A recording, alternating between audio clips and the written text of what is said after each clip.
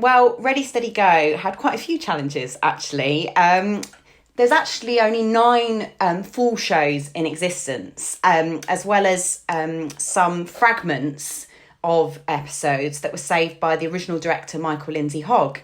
So in some instances, we were actually trying to reconstruct and make the episodes ourselves. One of the other key issues was that there's no paperwork for the series, absolutely nothing. So we were starting from scratch in terms of third-party clearances. And this is a show that had some of the greatest artists of their time. We're talking the Beatles, The Who, the Rolling Stones, Otis Redding, Marvin Gaye. I could go on, big Motown artists. And I then had to go and spend a year, it could have even just been over a year, building the relationships with their representatives, their lawyers, their estates, even family members who make up the estate, to get them on board, to get their approvals so that we could show this fantastic archive.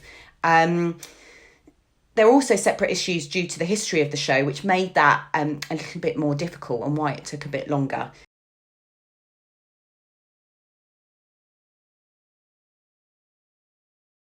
Due to the fact that there's only 9 shows in existence, we had to find a really imaginative ways of storytelling, because our amazing interviewees would mention these great stories, but we wouldn't have the footage. Unfortunately, it just wouldn't exist. So the James Brown special that actually caused quite a few complaints, it got wiped.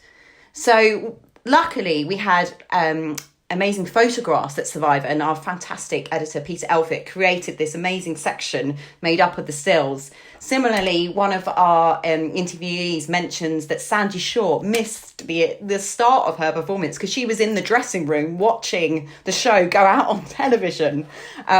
So we then, using other archive, had to recreate that.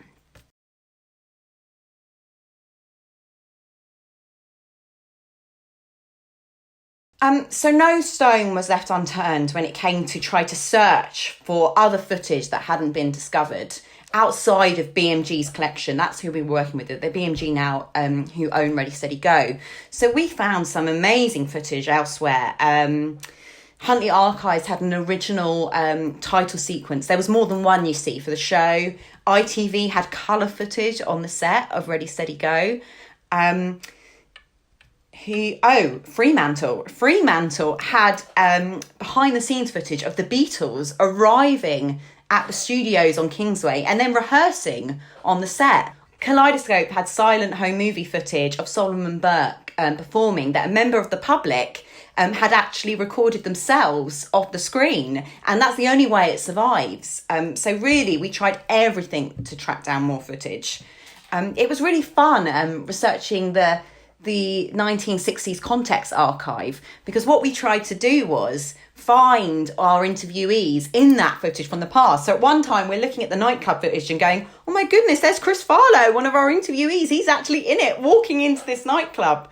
And I really tried to be as accurate as possible. So the main presenter of the show, Kathleen McGowan, she was a complete fashion icon. And of course, I know nothing about fashion. So she wore Bieber. So I was literally liaising with the founder of Bieber, Barbara Hulanicki, and saying, what can we use here? What is she in the right outfit? Is she in this photograph? Is she wearing it? So we had loads of back and forth to make sure that we were historically and contextually accurate. I think what I've learned more than anything on this is to not give up, because there were some no's at first from people about us using the performance footage. We didn't give up. It took a long time, and we got there, and we're just all immensely proud of what we've produced.